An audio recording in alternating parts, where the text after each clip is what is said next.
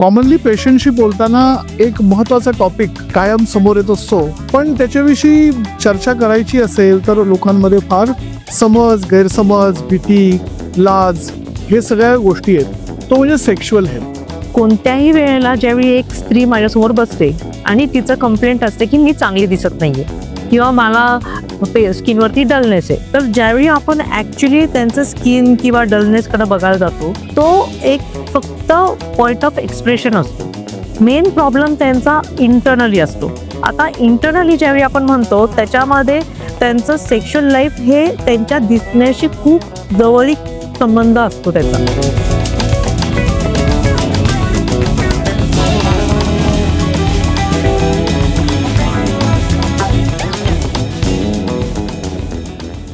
Me doctor Mandar Arde, gynaecologist, obstetrician and laparoscopic surgeon. गेल्या 2 वर्षामध्ये आपण खूप टॉपिक्स गायनेकचे जवळजवळ याच्यामध्ये बघितलं. फायब्रॉइड असेल, एंडोमेट्रियोसिस असेल, इन्फर्टिलिटी, हिस्टेक्टॉमी टाइप, व्हेरियस टाइप्स आपण सर्व याच्यामध्ये डिस्कशन केली. मला कॉमेंट बॉक्समधून खूप सजेशन्स आल्या, मित्रांनी पण सजेस्ट केलं आणि कॉमनली पेशंटशी बोलताना एक महत्त्वाचा टॉपिक कायम समोर येत असतो, पण त्याच्याविषयी चर्चा करायची असेल तर लोकांमध्ये फार समज, गैरसमज, भीती, लाज हे सगळ्या गोष्टी आहेत. तो म्हणजे सेक्शुअल हेल्थ.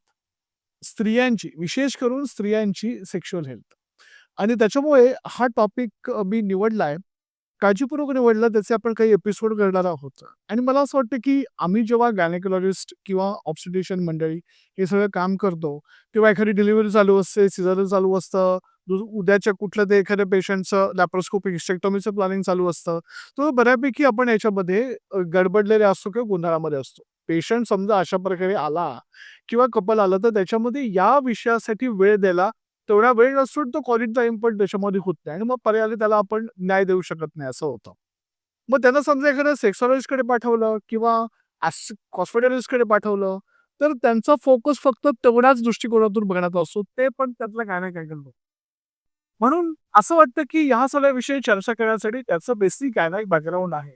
परंतु आता जरी फक्त हाच विषय सेक्शुअल हेल्थ असेल, एस्थेटिक्स असेल, हा विषय घेऊन त्याची प्रॅक्टिस करतात, अशांशी आपण काही बोलून त्याविषयी काही त्यातले अपडेट्स आहेत का? नवीन काय नॉलेज आहे का? हे आपण घ्यावं अशासाठी हा टॉपिक मुळात आपण निवडला. आजच्या चर्चेसाठी माझ्याकडे चॅनलमध्ये आज डॉक्टर माधुरी पवार आल्या. त्या सीनियर आहेत. त्या बेसिकली गायनॅक आहेत. त्यांनी पण ही सीझर डिलिव्हरी हे सगळं बाळंतपण केलेलं आहे आमचं. परंतु त्यानंतर त्यांना असं वाटलं, की आपण आता फोकस फक्त या विषयाशी ठेवावा. म्हणून त्यांनी एस्थेटिक गायनेकोलॉजी म्हणजे कॉस्मेटिक नाही, तर ते कॉस्मेटिक, एस्थेटिक त्यातली फरक ते सांगते समजून. आपण सगळ्याला सेमच समजतो. किंवा अलीकडे काही डेंटिस्ट पण, स्किनवाले पण हे सगळ्या ट्रीटमेंट करतात. जो लेझरची मशीन लावली पाहिजे ते कॉस्मेटिक होतात, एस्थेटिक होतात, असं नाहीये. तर मुळात हा विषय काय आहे आणि मग त्यांनी हा विषय का निवडला आणि आपल्या आजच्या चॅनलच्या ज्या श्रोते आहेत, प्रेक्षक आहेत, त्यांना यातून काय नवीन माहिती मिळेल, असं आपण आज थोडंसं डिस्कशन करणार आहोत. तर मला वाटतं माधुरी, हा आपण विषय कसा निवडला किंवा हा विषय वेगळा कसा आहे किंवा लोकांनी या विषयाकडे कसं यावं, काय वाटतं?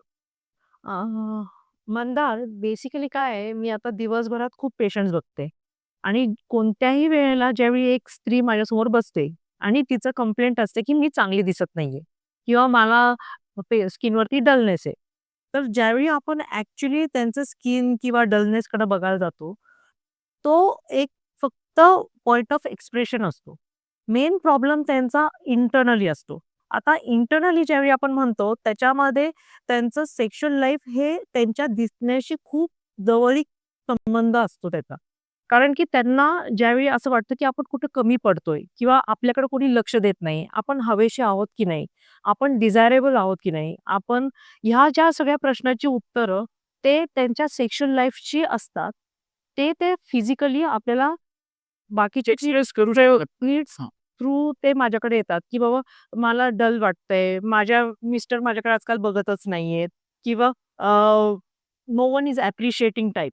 आणि म्हणून ज्यावेळी तुम्ही वरचं सौंदर्याचा ज्यावेळी विचार करता, त्यावेळेला त्याचा संबंध डेफिनेटली आतल्या गोष्टी किंवा इंटरनल सेक्शुअल गोष्टीशी असतो. आणि त्याचा इम्पॅक्ट त्यांच्या फुल ओव्हरऑल हेल्थवर होत असतो. बरोबर आहे. लॅक ऑफ कॉन्फिडन्स आणि ॲज यू नो की स्त्री ही वेगवेगळ्या एज वाईज बदल भरपूर होत असतात. मग ते हॉर्मोनल असो, एज वाईज असो, त्यांच्या स्टेजेस वेगळे असतात आणि त्याच्यानुसार त्यांच्या बॉडीचा कीपअप जो आहे तो बदलत राहणार आहे. आणि त्या सर्व फेजेसमध्ये आपण सुंदरच राहावं, ही जी कॉन्सेप्ट आपल्या समाजात आहे, त्याच्यामध्ये तिला खूप स्ट्रगल होतो. आणि ते करत असताना मग देन शी फाइंड्स की बाबा आपण पार्लरमध्ये जावं का? आपण कॉस्मेटॉलॉजिस्टकडे जावं का? का आपण डर्मेटॉलॉजिस्टकडे जावं? कुणाकडे जावं म्हणजे आपण आपल्याला चांगलं वाटेल आणि आपल्याला कॉन्फिडन्स येईल आणि आपण आपल्या पार्टनर बरोबर पण कॉन्फिडंट असावं. पण मग हे एस्थेटिक काय आहे? म्हणजे एस्थेटिक, कॉस्मेटिक हे सगळं शब्द तर नुसता खेळ आहे? का खरंच त्यातनं काही पेशंटला काही आपण संदेश देऊ शकतो, की तुम्ही कुणाकडे प्रॉपरली खरं जा? हां. आता हे कॉस्मेटॉलॉजी किंवा एस्थेटिक्स ह्या 2 गोष्टी जवळपास सेम आहेत. पण कॉस्मेटॉलॉजी हा ब्रॉड टर्म जो आहे, तो बेसिकली पार्लर, सलून ह्या गोष्टी ज्या आहेत, तिथं आपण कॉस्मेटिक वापरता, त्याच्याशी रिलेटेड आहे. हाउएव्हर एस्थेटिक्स हा थोडासा सोफिस्टिकेटेड आणि मेडिकल रिलेटेड टर्म आहे आणि त्याच्यामध्ये जास्त करून डॉक्टर्स रिलेटेड ट्रीटमेंट किंवा higher end treatments are expected. आता when we are talking about aesthetic gynaecology ह्याच्यामध्ये एक स्पेसिफिक मी म्हणू इच्छिते, की गायनेकॉलॉजीमध्ये वेगळं एस्थेटिक्स काय असतं? तर it is a combination of ज्याच्यामध्ये तुम्ही स्वतःला पण चांगलं चांगलं वाटेल आणि फंक्शनली पण तुम्हाला चांगलं वाटेल. So it is a functional gynaecology plus aesthetic gynaecology. Functional त्यातला शब्द महत्वाचा आहे. म्हणजे जर समजा एखाद्या स्त्रीला किंवा एखाद्या कपलला त्या ठिकाणी शरीर संबंध ठेवताना त्रास होत असेल किंवा शरीर संबंधांची इच्छाच उत्पन्न होत नसेल किंवा त्याच्यामध्ये काही अजून अडचणी असतील, तर या संदर्भातल्या ट्रीटमेंट आपण काउन्सलिंग, मेडिकल आणि काही छोट्या-मोठ्या सर्जरीज, लागे लेझर असेल, अशा आपण सगळ्या त्याच्यामध्ये करू शकतो, की ज्यासाठी पूर्वीच्या काळामध्ये एखाद्या गायनेकॉलॉजिस्टचा वेळ नसेल. फॉर एक्झाम्पल आता पेशंट आपल्याकडे येतात इन्फंटली, चाइल्ड त्याला मूल-बाळ होत नाही. पण त्याच्यानंतर आल्यानंतर काय सुरुवात होते ट्रीटमेंट डिसिजनमध्ये, बाबा ह्या गोळ्या घ्या, त्या गोळ्या घ्या. त्याने होत नसेल, तुम्ही IVF करा, IUI करा, नाहीतर मग तुम्ही अडॉप्ट करा. पण बेसिकली याच्यामध्ये ह्यातला जो मूळ विषय आहे, की बाबा तुमचे सेक्शुअल लाईफ कसं आहे, त्याची फ्रिक्वेन्सी कशी आहे, त्याच्यामध्ये तुम्हाला काय अडचणी आहेत. ज्यावेळेला ओव्ह्युलेशन होतं आहे, स्त्री-बी-स्टार होतंय, त्यावेळेला तुमचे संबंध येत आहेत की नाही शरीर संबंध. या संदर्भातला जो काही हिस्ट्री आहे, ते गायनेकला घ्यायला वेळच नसतो. आणि मग त्यावेळेला ते डायरेक्टली त्याच्या संदर्भात काही चर्चा करत नाहीत आणि मग पुढचे त्याच्यामधले सोल्युशन निघत जातात. तर आपण या संदर्भात आपण काय करू शकतो किंवा आपण काय त्याला कसं पाहिलं पाहिजे या विषयाकडे? थोडंसं दुर्दैवाने आपल्या भारतीय संस्कृतीमध्ये स्त्रियांचं सेक्शुअल लाईफ अशाला जागाच नाहीये. म्हणजे ती विचारसरणीच नाहीये आणि ती मान्यताही नाहीये. आणि जे कोण हे विचार घेऊन पुढे येतं, त्यालाही लोकं नावं ठेवतात. आणि ह्या शेम किंवा भीतीपोटी आपण हा विषय मोस्टली बोलत नाही. फॉर एक्झाम्पल आता इन्फर्टिलिटीच्या केसेस इतक्या वाढलेल्या आहेत. त्याच्यामध्ये आपण स्त्रीचा रोल कसा आहे किंवा तिला काय वाटतं किंवा कोणत्या पद्धतीने केल्यावर त्याच्यामध्ये सक्सेस रेट येईल याचं नॉलेजच नाहीये आणि ते देणार कोण? कारण आता तू जसं सांगितलं, की प्रत्येकजण आपापल्या प्रॅक्टिसमध्ये बिझी असल्यावर हे जे सेक्शुअल काउन्सिलिंग जे आहे, ते आपल्याकडे होत नाही. दुसरी गोष्ट ज्यावेळेला आपण प्रेग्नन्सी राहते किंवा आपल्या काही सर्जरीज होतात, खालच्या योनी भागाच्या, त्यावेळेला जे काही आपला रिस्पॉन्स असतो टुवर्ड्स सेक्शुअल ॲक्टिव्हिटी तो पण बदलतो. म्हणजे मोस्ट ऑफ द बायकांना वाटतं किंवा त्यांची कॉमन कंप्लेंट असते, की डिलिव्हरी झाल्यानंतर मला माझ्यासारखं आधीसारखं वाटत नाही. एक्झॅक्टली. आणि हा जो प्रश्न आहे, हा खूप मोठा प्रश्न आहे. कारण की याच्यामुळे एक तर स्त्रीची इच्छाच जाते, की मला हे काय पाहिजे तसं वाटत नाहीये. दुसरी गोष्ट मेल पार्टनरचा पण तसा तितका रिस्पॉन्स मिळत नाही. कारण की तोपर्यंत मेल पार्टनर पण तितका एन्थुसियास्टिक नसतो ना, की आता मी तुला प्लीज करतो, फोर प्ले करतो म्हणजे यू विल बी हॅपी असंही होत नाही. असंही होत नाही. आणि मग आता तो रिसेंटली एक पिक्चर आला होता डॉक्टर जी. त्याच्यामध्ये तो डिलिव्हरीच्या वेळेला तो एक टाका गलत हो गया था डॉक्टर साहेब. इस टाइम वो टाका अच्छा कर दो असं होतं. म्हणजे ते बोलण्याची एक इंटरनली इच्छा असते, बोलायचं असतं. पण या 10 पैकी 1 स्त्री ती बोलेल. पण ज्या रेटने पुरुष एखाद्या सेक्शुअल प्रॉब्लेमसाठी एखाद्या सेक्सॉलॉजिस्टकडे जातात किंवा आपल्या जनरल प्रॅक्टिसकडे पण बोलतात. अगदी फ्रीली बोलतात कधी-कधी.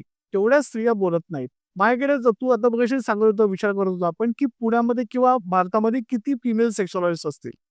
फार हाताच्या बोटावर मोजण्याइतके आहेत. आपण त्यांच्याकडे जाणारे लोकं पण जास्त पुरुष आहेत.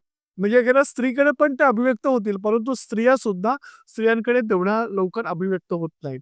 असा हा मुळात विषय आहे. तर या सगळ्या विषयामध्ये आपण जर बघितलं, पहिला आपण इन्फर्टिलिटीचा विषय घेतला, डिलिव्हरी आणि पोस्ट डिलिव्हरीचा विषय घेतला. पण त्याच्यानंतर आफ्टर 40चा जो विषय आहे, तो पण फार गंभीर विषय आणि याच्यामध्ये आहे. आणि मग मी ऑब्झर्व्ह केले माझ्या पेशंटच्या बाबतीत, की ते काहीतरी वेगळ्या बिझार कंप्लेंट्सच घेऊन येतात. मी कुठेतरी डोकंच दुखतंय, कुठेतरी इरिटेबलच होतंय किंवा पाठच दुखते किंवा संध्याकाळच्या वेळेलाच काहीतरी ताप येतोय. पण जेव्हा आपण याची प्रॉपर हिस्ट्री घेतली, तर दे आर सेक्शुअली त्यांची हेल्थ कुठेतरी गडबडलेली आहे. त्याच्यामध्ये त्याला त्या ठिकाणी समाधान मिळत नाहीये किंवा तिथे काहीतरी समजा इश्यू आहे. फॉर एक्झाम्पल काहीतरी समजा आता ते म्हटलं त्या पिक्चरच्या त्या स्टोरीप्रमाणे तिथे काहीतरी टाईटनिंगच जास्त आहे किंवा लूजनिंग जास्त आहे. त्याच्यामुळे हा गोष्ट होत नाही किंवा जी स्पॉट. अनेक स्त्रियांना ऑर्गाझम म्हणजे काय हेच माहीत नाहीये. त्याविषयी सुद्धा एक वेगळा पॉडकास्ट करता येईल. कारण तो काय असा पॉडकास्ट ते सांगण्याचा विषय, तो अनुभवण्याचा विषय. पण तोही त्याच्यामध्ये मिळत नाही आणि मग त्याचं प्रेझेंटेशन कुठेतरी हे डोकं दुखतंय किंवा कंबरच दुखतेय किंवा वेगळंच काहीतरी वाटतंय आणि झोप लागत नाहीये, या सगळ्यामध्ये होतं. म्हणजे सायकोसोमॅटिक डिसऑर्डर ज्याला आपण म्हणतो. त्यासाठी आपल्याला काय हे करता येईल? बेसिकली मुळात हा पॉडकास्टचा हेतूच मुळात सेन्सिटायझेशन करणे आहे, की बाबा जे ऐकतील त्याच्यामध्ये किमान 10तले 2 तरी आपल्या गायनेकोलॉजिस्टकडे पोहोचतील किंवा एस्थेटिक कन्सल्टंटकडे पोहोचतील आणि त्याच्यामध्ये त्यांना समाधान त्याच्यामध्ये मिळू शकेल. विशेष करून स्त्रियांमध्ये. आणि असं नाही की हा फक्त काही श्रीमंत लोकांमध्ये आढळणारा विषय आहे, असं नाहीये. अनेक स्त्रिया आहेत ज्या ॲक्चुअली गरीब समाजातल्या आहेत किंवा मध्यमवर्गीय आहेत, त्यांच्यामध्ये पण आढळतो. प्रत्येकाची त्याच्यामध्ये रिएक्ट होण्याची. अनेक वेळेला हा विषय होतो की हे नॉर्मलच आहे. एक्झॅक्टली. याच्यामध्ये ॲबनॉर्मल काहीच नाहीये. त्याच्यामुळे सुद्धा डॉक्टरकडे जाण्याची त्याच्यामध्ये टेंडन्सी नसते. आपण काय करता येईल याच्यामध्ये? काय आपण संदेश देऊ शकतो? ॲक्चुअली कसं आहे, की आपण आजार झाला, की आपण डॉक्टरकडे जातो. आता ह्या ज्या कंप्लेंट्स आहेत, की 40s नंतर मला सेक्शुअल फीलिंग येत नाहीये किंवा मला इच्छा होत नाहीये किंवा मला ज्यावेळी मी संबंध ठेवते, त्यावेळी मला त्रास होतो. मला ड्रायनेस वाटतो. मला ढिल्लं वाटतंय. ह्या ज्या गोष्टी आहेत, ह्या काही आजार नाहीयेत, की जेणेकरून माणूस डॉक्टरकडे जाईल. पण दीज आर ॲक्चुअली प्रॉब्लेम्स आणि हे आता जोपर्यंत आपण व्यक्त होत नाही, तोपर्यंत ते समजणार नाही. पूर्वी व्यक्त होण्याचाही प्रॉब्लेम होता आणि त्याच्यावरचे सोल्युशन्सचाही प्रॉब्लेम होता. पण आता विथ मॉडर्न सायन्स आणि टेक्नॉलॉजी ह्या सर्व गोष्टी आपण जर व्यक्त झालो, तर त्याला सोल्युशन्स पण आहे. आणि मेन आपला हा जो कन्व्हर्सेशन होत आहे, त्याच्यामागे हाच मुद्दा आहे, की नुसतं सायलेंटली सफर व्हायला नाही पाहिजे. Exactly. There is a solution for it. आणि आता फॉर एक्झाम्पल जसं 40s जवळ येतात, त्यावेळी आपल्या हार्मोन्स पण चेंज होतात. त्याच्यामुळे लुब्रिकेशन किंवा खाली ओलसरपणा तो कमी होणार आहे. तुमचे मूड स्विंग्स होणार आहे. तुमचं वेट गेन होणार आहे. आणि ह्या सर्व ट्रान्झिशन फेजमधनं जाताना आपल्याला त्याच्यातनं कसं नीट जाता येईल आणि त्याच्यासाठी लागणाऱ्या ज्या आपल्याला गोष्टी आहेत, त्याच्यासाठी ट्रीटमेंट्स लाइक लेझर्स आहे. हां, मला तेच विचारायचं. म्हणजे आता काय सोल्युशन्स आपण त्याच्यामध्ये सांगू शकतो लोकांना? म्हणजे असं नाही की तुम्ही ही सोल्युशन ऐकून लगेच ती करून घ्या किंवा स्वतःच्या सल्ल्याने करा असं नाहीये. तुम्ही तज्ञांकडे जा, परंतु आपण काय सोल्युशन देऊ शकतो याच्यावर? एक्झॅक्टली. तर मेन म्हणजे फर्स्ट पॉइंट इज सोल्युशन्स आहेत. Have to silently. आणि सेकंडली जर तुमचं फॉर एक्झाम्पल तिथे ड्रायनेस झाला असेल. आता to make it very simple, आपलं वरचं फेसचं स्किन ड्राय झाल्यावर आपण काय करतो? मॉइश्चरायझर ब्राउझर लावतो. हो. ओके. आता त्या भागात आपण मॉइश्चरायझर लावू नाही शकणार. पण मग तिथं आपण काय-काय ठराविक ट्रीटमेंट्स करतो लाइक पी-आर-पी आहे किंवा व्हजायनल रिज्युव्हनेशन जो प्रकार आहे, त्याच्यामध्ये ह्या सर्व ट्रीटमेंट्स केले जातात, की जेणेकरून तुमच्या हार्मोनली इम्बॅलन्स झाल्यामुळे जो ड्रायनेस आहे, तो आपण पूर्ववत किंवा रिव्हर्स करू शकतो. मग इंटरनली सुद्धा आपलं जर जनरल स्वास्थ्य चांगलं असेल, आपले न्यूट्रिशन, व्हिटॅमिन्स हे सर्व चांगले असतील, आपला इंटेक चांगला असेल, आपला एक्सरसाइज चांगला असेल, तरी सुद्धा मला वाटतं या गोष्टी होणार. खूप गोष्टी त्या इम्पॅक्ट करतात. कारण की जितके तुम्ही हेल्दी, फिट असणार आहे, तितकं तुमचं सेक्शुअल लाईफ पण हेल्दी आणि फिट राहणार आहे. आणि फर्स्ट थिंग ह्याच्यामध्ये इज सेल्फ अवेअरनेस. तुम्हाला हे होतंय का? तुम्हाला हे समजतंय का? आणि मग तुम्ही पुढे जाऊन त्याच्यासाठी सोल्युशन्स घेणार.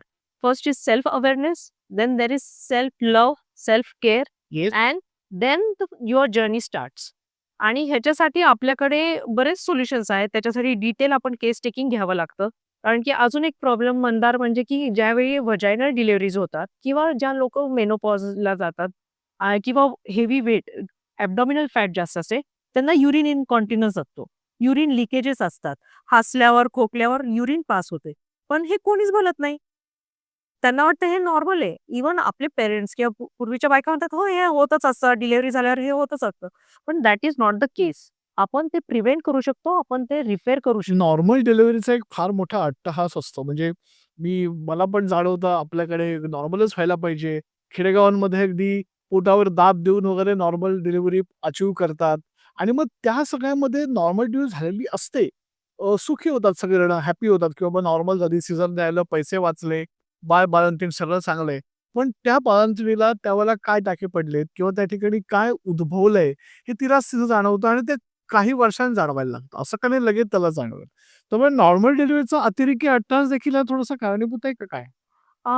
थोड्या प्रमाणात कारण की नॉट नेसेसरी व्हजायनल डिलिव्हरी झाल्यावरच युरिन इन्कॉन्टिन्यूअन्स होईल. तुमचं वेट गेन झालं कारण सिझेरियन पेशंट जरी झालं तरी शेवटी ती एनाटॉमी जी रचना आहे ती एक थोड्या काळासाठी तरी पण ती बदलली शॉर्ट होते, बदलते. आणि जसं वय वाढतं तसं आपली जी स्ट्रेंथ असते, पेल्विक फ्लोअरची जी स्ट्रेंथ आहे, ती पण आपली ढिली होते. बरोबर. म्हणून मग ती वेट बेअरिंग किंवा जे आपल्याला जे आहे त्या ठिकाणी ठेवण्याची क्षमता, ती जशी कमी होत जाईल, तसं आपल्याला हे युरिन इन्कॉन्टिनन्स किंवा उठताना, बसताना आपल्याला तिथं अडचण होणे, अशा बऱ्याच गोष्टींचे प्रॉब्लेम्स येतात. ते आजार नाहीत, पण तरी त्याची अडचण होते. म्हणून आपण त्याच्यावर सोल्युशन डेफिनेटली घेऊ शकतो. बरेचसे सोल्युशन्स आहेत. काही सर्जिकल आहेत, काही नॉन सर्जिकल आहेत. पण that will definitely make your life better आणि त्याच्यातनं जो कॉन्फिडन्स वाढतो, त्याच्यामुळे तुमचं पर्सनल स्वतःचा कॉन्फिडन्स वाढल्यामुळे तुमचं सेक्शुअल लाईफ पण सुधरेल आणि प्लस तुमची मेंटल हेल्थ पण सुधरेल. एक शेवटाकडे जाताना मला एक असा प्रश्न विचारायचा आहे, की आता ह्या सगळ्या ट्रीटमेंट ज्या आहेत, आपण एवढ्या सांगतोय किंवा पुढच्या एपिसोडमध्ये आपण वर्णन पण करणार आहेत, त्या किती कॉस्टली आहेत? कारण नाहीतर मग रोग परवडला, त्याची ट्रीटमेंट करता मला इतकं कर्ज काढायला लागलं, तुम्ही काय करणार? असा सुद्धा प्रश्न येतो ना, म्हणजे सगळ्याच त्यातल्या कंडिशनसाठी काही सर्जरीची गरज नाही. काही गोष्टी एक्सरसाइजने, जनरल फिटनेसने, किगल्स एक्सरसाइज सारख्या काही गोष्टींनी सुद्धा होऊ शकतात आणि मग त्याचे ट्रीटमेंट किती महाग आहेत, काय आहेत? म्हणजे याबद्दल काय आपण सांगू शकतो सर? आता ऑनेस्टली स्पीकिंग प्रत्येक आपल्याला जर ह्याचा अवेअरनेस असेल, तर ते पहिलं मेन म्हणजे प्रिव्हेंट करणे. जर आपल्याला माहिती आहे, की आपल्याला स्ट्रेच मार्क्स येणार आहेत, ऑफकोर्स त्याला आपण काही करू शकत नाही. पण त्या कमी होतील किंवा झाल्या-झाल्या आपल्याला तसं कसं रिपेअर करता येईल, ह्याचं जर आपण बघितलं, तर आपल्याला डेफिनेटली खर्च स्ट्रेच मार्क म्हणजे you mean to say delivery नंतर प्रेग्नन्सीवाले ज्या होतात त्या? हो, म्हणून त्याच्यासाठी पण आता ट्रीटमेंट्स आहेत. पण आता ज्यावेळी आपल्याला माहिती ह्या गोष्टी होणार आहेत, तर त्या आपल्याला प्रिव्हेंट करता येतात. दुसरी गोष्ट खर्चाचं जे तू मला म्हटलास, हं. खर्चामध्ये बेसिक्स गोष्टी जरी केल्या, फ फक्त लाईफस्टाईल जरी चेंज केली, हेल्दी डाएट हे जरी मेंटेन केलं आणि ठराविक प्रकारचे व्यायाम जरी घरात केले, तर ह्या पुढच्या गोष्टी लागत नाहीत. होऊ शकतं. म्हणजे पुढचं म्हणजे प्रत्येक गोष्टीला ट्रीटमेंट करा, प्रत्येक गोष्टीला लेझर करा, अशी गोष्ट नाहीये. पण ह्या प्रिव्हेंटिव्ह मेजर्स सुरू कराव्यात आणि ज्या त्याच्याही पलीकडे जातील, त्यावेळी we think of doing this treatments. Okay. म्हणजे असं नाही की लगेचच त्यासाठी काही फार मोठा खर्च पडणार आहे. आपण पुढच्या एपिसोड्समध्ये या संदर्भातल्या ट्रीटमेंट वन बाय वन पाहूयाच. तर मला वाटतं आपण हा जो आज शेवटाकडे आपण जर बघितलं या सगळ्या विषयाचं, तर सेक्शुअल हेल्थ ही मुळात एक प्रकारची हो.